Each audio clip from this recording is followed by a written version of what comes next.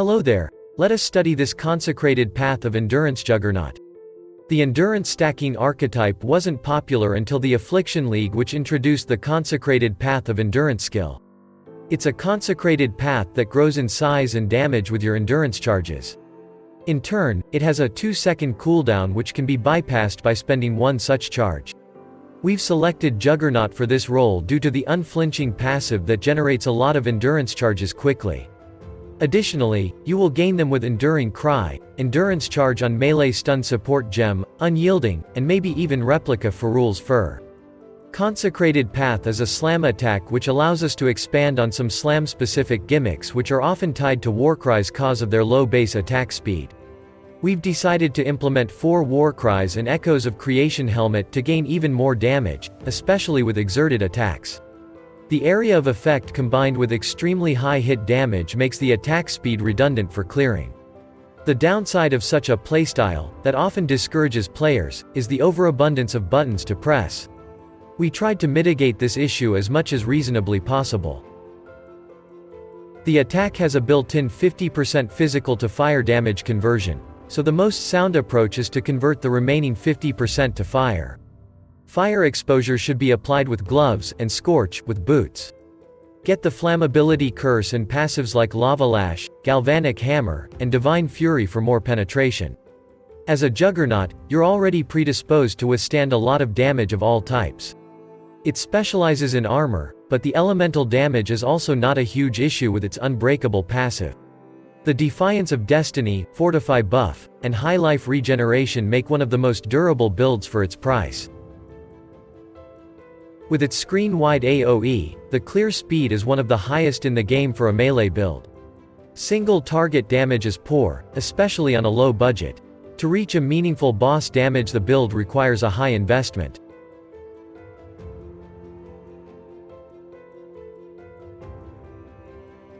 You can start with a cheap Tidebreaker, it perfectly fits this build. Boots and Rings is where you can get additional maximum endurance charges. Replica for Rules Fur Body Armor can supply you with them. We have also included the Echoes of Creation Helmet that's good if you use multiple Warcries. Other unique items that you can use are Corrupted Death's Door, Precursor Emblems, and Defiance of Destiny. Echoes of Creation is what we recommend wearing. It grants much more damage for each Warcry exerting your attack. It's the main reason to use 4 different Warcries. Tidebreaker has low damage, but you gain more of it per endurance charge with the built-in support gem that you would use anyway. It's cheap and good for its price, but a rare mace will be better. Brass Dome grants the most armor of any other body armor with up to 5% to all max LA res, which is what this build needs a lot. It's one of the best choices. The 4th Vow is only good with Divine Flesh and capped Chaos Resistance. It will protect you from the biggest elemental and chaos hits. Replica for Rules Fur Armor should be used to generate endurance charges, which your consecrated path will consume to bypass its cooldown. Reduce your aspect of the cat's skill effect duration with support gems to gain charges more often. You can corrupt any boots for a chance of gaining 1 extra maximum endurance charge. Death's Door may grant you up to 2 maximum endurance charges this way on top of some rudimentary stats. Precursor's Emblem is by far the best type of ring that you may even want to mirror. Look for +1 to maximum endurance charges with 2 other endurance charge mods. Chaos Sign can be used here instead as it's much cheaper while also granting you 1 maximum endurance charge. Upgrade your Herald of Ash or lower its reservation cost with Circle of Anguish. Rislatha's Coil Belt provides you with a lot of melee damage, maximum life, and life on stun. It's very cheap for how good it is. Ewell Nettle's Vow lets you use 1 extra support gem, given you're not using the Tidebreaker already. It will improve your damage. Defiance of Destiny is the defensive option for a lot of life, resistances, and life recovery. You will need a source of life recovery, it's what this build lacks the most. You may socket Lethal Pride near Vigor and look for notable passive upgrades such as, gain 5% of physical damage as extra fire damage, or, 5% chance to deal double damage. It's highly optional, there are 4 to 6 notables socketed in this radius. Marauder has some of the best passives to borrow from other ascendancies, or even from his own. Look for Tahoa, Tukahama, Warbringer, Aspect of Carnage, or Indomitable Resolve on the Forbidden Flame and Flesh Jewels. Watcher's Eye. Determination's armor and physical damage reduction are good. Precision has increased damage and attack speed. The weapon is the most important part of an attack build, and you will need one with high physical DPS, later converted to fire. Aim to have more accuracy than maximum life to benefit from precise technique. Accuracy can be found in the weapon, gloves, and jewels. Other than that, it's a pretty simple melee Juggernaut build. If you don't want to use multiple warcries, get a rare helmet with the most basic defensive stats and accuracy. For Eldritch mods, get the increased flammability curse effect or reduced mana cost of attacks with extra fire penetration, or mana reservation efficiency. Seek the weapon with the highest possible physical DPS. Experimented Impact Force Propagator can be good, it lets you exert 2 additional attacks. You can even go for the Eventuality Rod Staff for 1 extra endurance charge, but it requires some adjustment to the passive skill tree.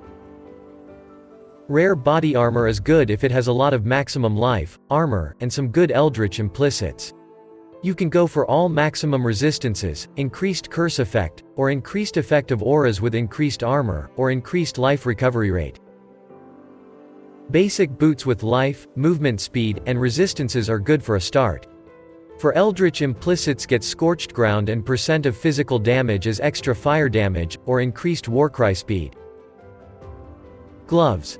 Here, get accuracy, maximum life, armor, and resistances. For Eldritch mods, get Rage on hit and fire exposure.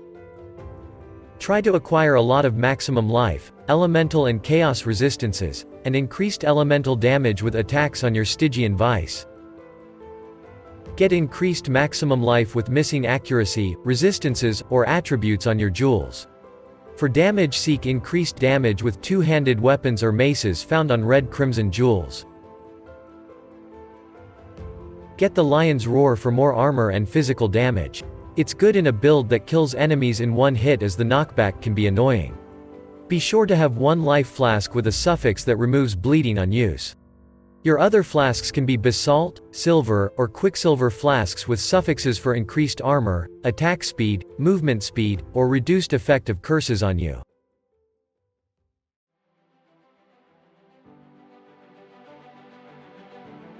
The Consecrated Path of Endurance has worse damage scaling than the regular Consecrated Path, but grants 10% more damage and 10% more AoE per endurance charge, which you can have over 10 of.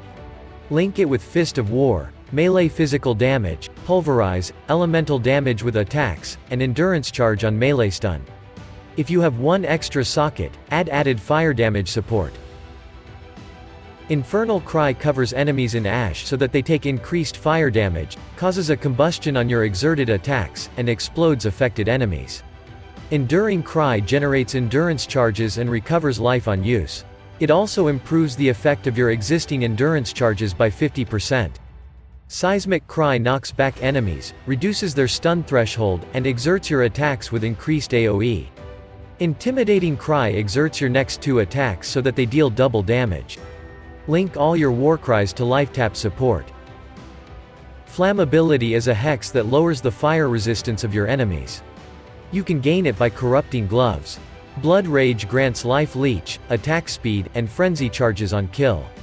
It drains your life and refreshes its duration after each kill. Molten Shell prevents a portion of incoming damage for some time. It can absorb more damage the more armor you have. Link these spells to a cast when damage taken gem. Ancestral Warchief grants more melee damage for as long as it stays active. Leap Slam is the simple mobility skill to dodge attacks and move quicker. Link these with faster attacks and life tap support gems. Herald of Ash grants physical damage as extra fire damage and burns nearby enemies on kill, which results in better map clear. Determination adds and increases armor, which is crucial in his build. Vitality regenerates your life over time. Precision adds accuracy rating to benefit from precise technique. Level it up only as much as you need. Herald of Purity simply grants you more damage.